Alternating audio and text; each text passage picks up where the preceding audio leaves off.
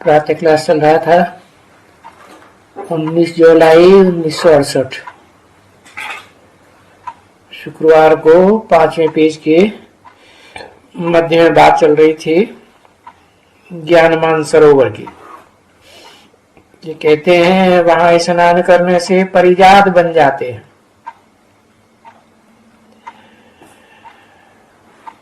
अब ये सब बातें भक्ति मार्ग की हैं, अंधश्रद्धा की, जिनका अर्थ बाप बैठ करके समझाते हैं।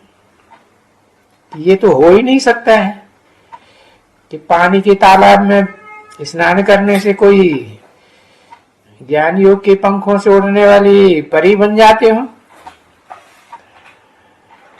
अगर स्नान करें उनमें, तालाब में, कैलाश पर्वत के उस मानसरोवर में, तो फिर ज्ञान की गंगा में जाने की दरकार ही नहीं है ना।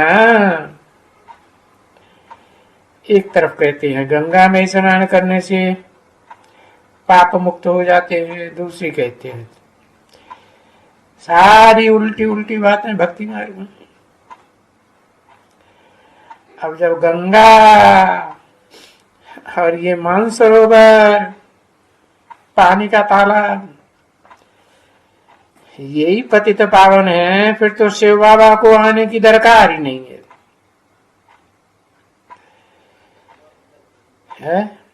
इसमें गोता मारने से ही काम हो जाएगा। फिर तो न गंगा ठीक है न वो तालाब ठीक है। कोई भी बात ठीक नहीं है। तो बाप समझाते हैं इन सब बातों के ऊपर, ओ मीठे बच्चे, ये सभी भक्ति मार्ग की अंधश्रद्धा की बातें।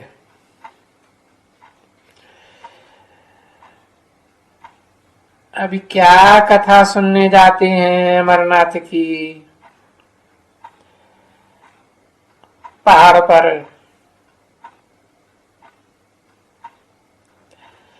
क्योंकि वो तो कथा अमरनाथ ने अमर बनने के लिए सुनाई थी, अमर देवी को।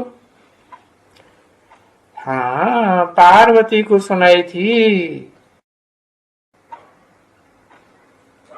अच्छा, पार्वती को सुनाई और वो अमरपुरी में चली गई। अब देखो, इस दुनिया में अमरपुरी में तो कोई जाते ही नहीं है। अमरपुरी माना स्वर्ग। कहाँ अमरलोक और कहाँ मृत्युलोक, कहाँ अमरपुरी, कहाँ मृत्युपुरी। वो तो इस भारत में ही अमरपुरी होती है, भारत में ही मृत्युलोक होता है। फिर तो कोई दूसरी जगह जाने की दरकार ही नहीं है ना। जिसका छोटा मॉडल ये दिलवाड़ा मंदिर दिखाया है, तो आने वाले बच्चों को दिलवाड़ा मंदिर का भी तो राज समझना चाहिए ना।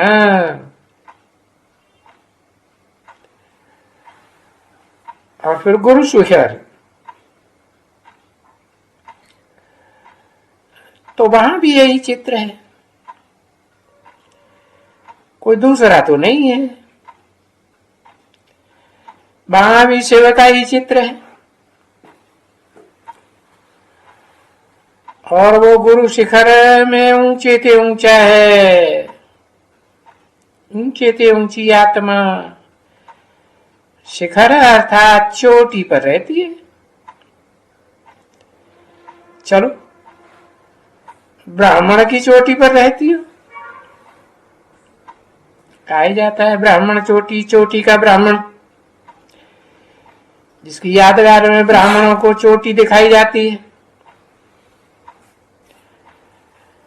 बाकी कोई पहाड़ों पर तो नहीं बैठे रहते हैं ना। शिखर कहते हैं क्योंकि बाप बहुत ऊंची चोटी पर रहते हैं। ब्राह्मणों को चोटी दिखाते हैं ना, तो हैरा वेरा नाथ हो खैरा ब्राह्मणों की चोटी में नहीं निवास करते हैं।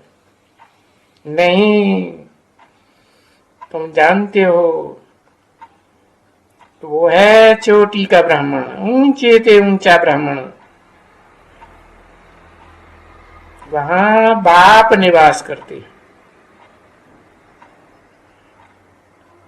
और हम आत्माएं भी कहाँ निवास करती हैं? हम रुद्रमाला के मण के जो आत्माएं हैं वो भी वहीं निवास करते हैं। तो या तो है ये पृथ्वी, या तो है ऊपर ऊंची स्टेज में आत्मिक स्थिति में रहने वाले देवताएं, परंतु ये सूक्ष्म वतन की तो कुछ बात ही नहीं है ना। वो तो सप्त मात्र है, जैसे साक्षात्कार मात्र है।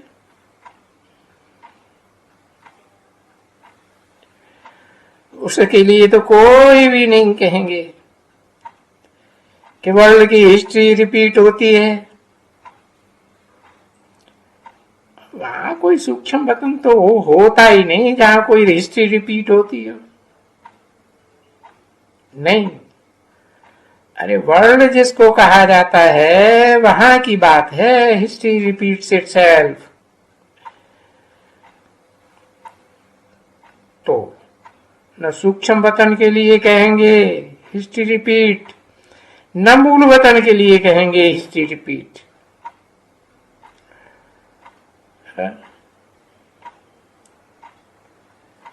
तो वहां के लिए भी वो बताया है कि वहां भी झाड़ है आत्माओं का। वहां से वो आत्माएं आती हैं यहाँ पार्ट बजाने। उस झाड़ का पहले बीज ही होगा ना।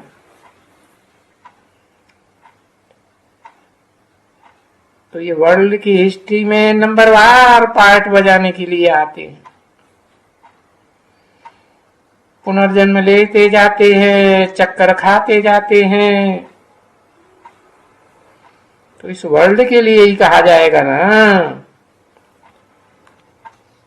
कि वर्ल्ड की हिस्ट्री ज्योग्राफी रिपीट होती है। तो जो मनुष्य आजकल वर्ल्ड में हैं, चिल्लाते रहते हैं पीस चाहिए पीस चाहिए, पीस कॉन्फ्रेंस करते रहते हैं ऑल वर्ल्ड में जगह जगह। ये इनको तो मालूम ही नहीं है कि हमारी जो आत्माएं हैं जहां हम रहते हैं वहां तो पीस ही पीस है आत्माओं के लोक में। अंग्रेजी में कहा जाता है सोल वर्ल्ड, आत्माओं का धाम है। वहां शरीर नहीं होते हैं, शरीर तो विनाशी, आत्मा अविनाशी। तो हम अविनाशी आत्मा का धर्म ही है शांत। और ये शांति कोई जंगल में नहीं मिल सकती है। चारों युगों में से कौन सी दुनिया जंगल है? कहेंगे कलयुग की दुनिया जंगल है, कांटों का जंगल। तो देखो, इस कांटों के जंगल में, दुखदाइयों के जंगल में किसको कोई बाप जाके ज्ञान देगा क्या? कोई धर्म पिताएं जाकर के ज्ञान देंगे? लौकिक बाप ज्ञान देंगे? ये धर्म पिताएं ज्ञान देंगे? नहीं, ये तुम बच्चे हैं। तुम बच्चे जानते हो कि हमको पीस भी मिलती है, सुख भी मिलता है, और कोई एक को नहीं मिलता है, सबको इस सृष्टि रूपी रंगमंच पर जितने भी मनुष्य रूप में पाठधारी है सबको मिलता है क्या? सुख और शांति। बड़े एक जन्म के लिए मिलता है। समझे? बाप ने कहा है ना बच्ची। किसने बोला? ब्रह्मा बाबा ने बोला, क्योंकि ब्रह्मा बाबा को तो बच्ची बच्ची ज्यादा दिखाई पड़ती है। बच्चे जो भी आते हैं पहले शांति धाम में जाकर के निवास करते हैं, और थोड़े नहीं, वहां बहुत ही निवास करते हैं। कौन सी शांति धाम की बात की है? खास स्पेशल शांति धाम या सामान्य आत्माओं का धाम है? अच्छा, वहां बहुत आत्माएं निवास करती है? अरे बहुत आत्माएं सामान्य धाम में निवास करती है, उसे भी कहा जाता है परम धाम।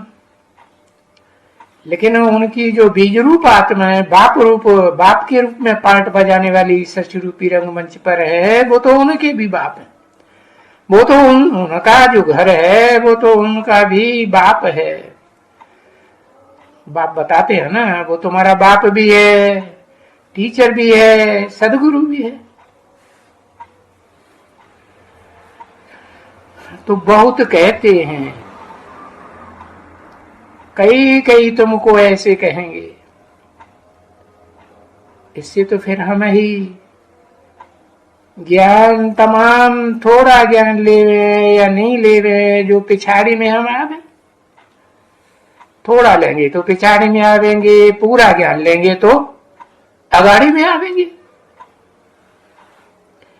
अगाड़ी में इस सृष्टि में ज्यादा सुख होता है या पिछाड़ी में ज्यादा सुख होता है?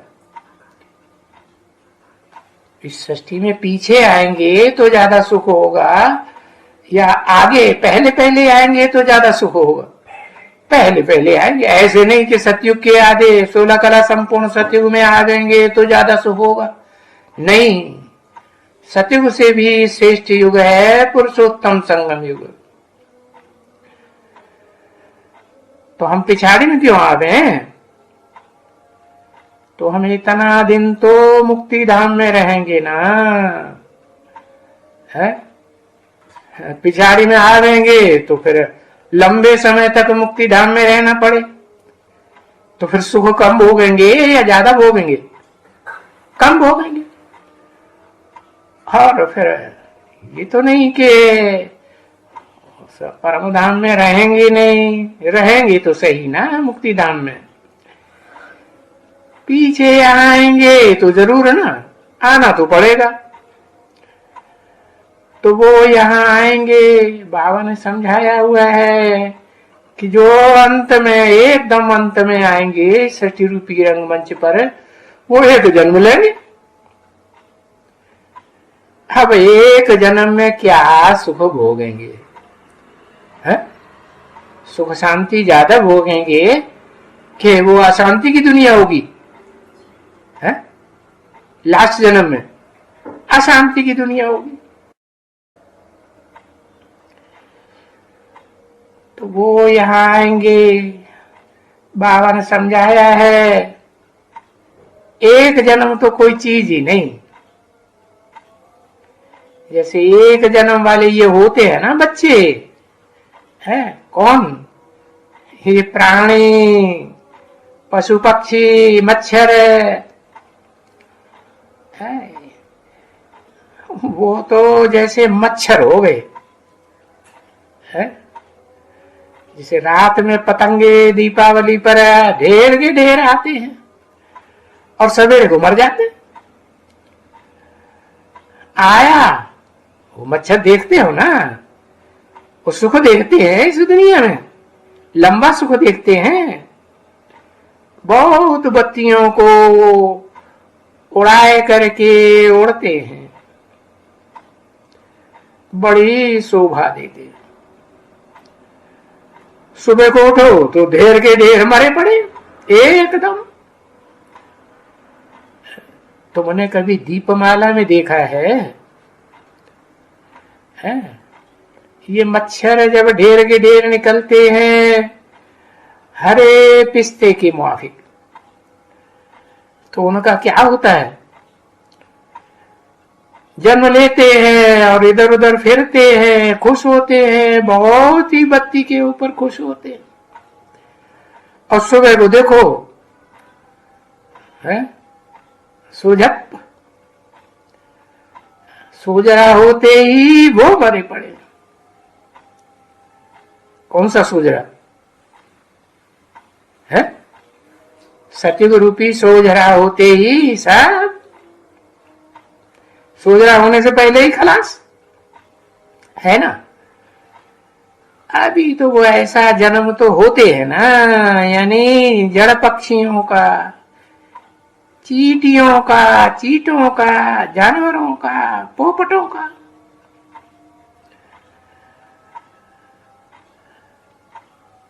अभी मनुष्यों का जन्म तो ऐसे भी तो नहीं होना चाहिए ना बच्चे।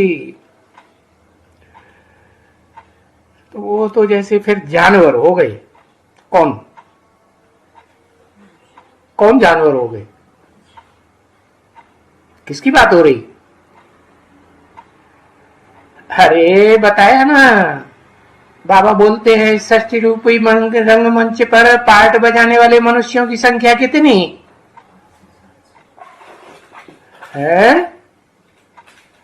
500 करोड़।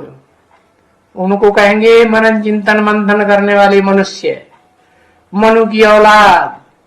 और बाकी सब क्या है? बाकी तो मक्खर, मक्खी, जानवर, पशु पक्षी है। तो उनको क्या कहेंगे? जानवर ही तो कहेंगे ना बच्ची, क्योंकि आएगा थोड़ा सा सुख भोगेगा, फिर है थोड़ा सा सुख भोगा, मनुष्य बना, मनुष्य तो सुख भी भोगते हैं, बोलते हैं ना। हाँ, श्रेष्ठ मनुष्य कहे जाते हैं पहले जन्म में तो सुख भोगते हैं, फिर जानवर बनेगा। ऐसे तो नहीं कि कोई देवता बनता रहेगा जन्म जन्मांतर, नहीं। देवता के वो आकर के सुख तो नहीं भोगेंगे। अरे यहां इस नरक की दुनिया में क्या सुख रखा है? अभी इस नरक की दुनिया में कोई आएंगे वहां आत्मलोक से, कोई आत्माएं आएंगी तो तुम जानते हो वो क्या सुख भोगेंगी। कहेंगे कितना सुख भोगेंगी? पाउंड नहीं, पाई पैसे का सुख भोगेंगी। फिर भी अगर मक्खी भी कोई होगी तो बड़ी मक्खी होगी। अच्छे भी घर में कोई पैदा होगा तो कहेंगे अच्छा चरित्र, थोड़ा अच्छा हो जाएगा। फिर आखिरी में क्या रिजल्ट होगा? फिर खराब हो जाएगा। अरे खराब होने में उनको देरी थोड़ी ही लगती है। जैसे वो मच्छर है ना, अभी वो तो एक जन्म बाकी वहां रहे, वो तो कोई काम का नहीं है। जैसे एक जन्म तो उनका कोई पार्ट ही नहीं है। और उनकी संख्या कितनी होगी है? देवताओं में से संख्या होगी, मनुष्य ऋषि मुनियों में से संख्या होगी, मनुष्यों में से संख्या होगी, राक्षसों में से संख्या होगी, ये कीड़े मकोड़ों जैसी संख्या होगी है? अरे वही मक्खी मच्छरों की जैसे। तो अभी वो एक जन्म बाकी रहे वहां सुख में, कहेंगे वो तो नक्कामा जन्म है। एक जन्म से क्या होता है? और वो भी थोड़े समय का। जैसे उनका पार्ट ही नहीं है इस सृष्टि रूपी रंगमंच पर सुख का। जैसे नाटक होता है ना, तो पिछाड़ी में कोई छोटे मोटे पार्टधारी होते हैं ना, तो नाटक के अंत में फिर बाद में निकल करके आते हैं, पर्दे के पीछे से निकल के आते हैं ना। तो यहाँ वो जो सर्कस होते हैं ना, तो देखो पार्ट तो बहुत बज रहा है, फिर टप्पर उतारने का, सफाई करने का, फिर उनको पार्ट मिलता है। और क्या पार्ट मिलेगा है? उनको कोई ऊंचा पार्ट मिलेगा है? इंजीनियर का पार्ट मिलेगा है? मिस्त्री का पार्ट मिलेगा, या तोड़ने वाले का? तंबू तोड़ा उठाओ, खत्म करो। ऐसे तुमको तो, अरे तुम्हारा तो पार्ट तो बहुत ऊंचा है ना। जो बाप बैठ करके समझाते हैं, जो ऊंचे से ऊंचा पार्ट तुम्हारा बच्चों का है, कौन से बाप बैठ करके समझाते हैं है? तुम बच्चों का शिव बाप समझाते हैं, बच्चों को, ढेर के ढेर बच्चों को समझाते हैं, और वो समझते हैं है? हाँ, बताया। वो पार्ट बाप बैठ समझाते हैं, मनुष्य सृष्टि का जो बाप है वो बच्चों को फिर समझाते हैं। मीठे बच्चों, तुम्हारा इस ड्रामा में बहुत उत्तम पार्ट है? तुम्हारे जितना सुख और तो इस सृष्टि रूपी रंगमंच पर कोई भी नहीं देख सकता है। कोई भी माने है? कोई भी माने क्या? कोई देवताएं भी नहीं भोग सकते है? अरे हाँ, देवताएं भी नहीं भोग सकते, क्योंकि देवताओं को सबको महादेव थोड़े कहा जाता है। तुमको तो क्या टाइटल मिला हुआ है? महादेव का टाइटल मिला हुआ है। तो सो फिर बाप कहते हैं कि नंबरवार पुरुषार्थ अनुसार सुख मिलता है, इसलिए बच्चों को पुरुषार्थ करना चाहिए, देह के अर्थ नहीं करना चाहिए। देह तो विनाश हो जाएगी। देह के लिए अभी सुख भोग लिया तो आत्मा का जन्म जन्मांतर का सुख खलास हो जाएगा है? करते रहते हैं, ऐसे नहीं कि नहीं करते हैं। क्या?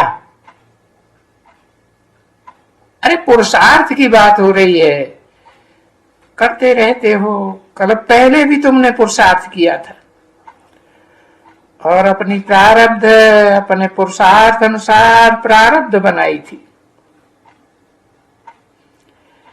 अरे पुरुषार्थ बिगड़ तो कोई भी अपनी प्रारब्ध जन्म जन्मांतर की बना ही नहीं सकेंगे। ओम शांति।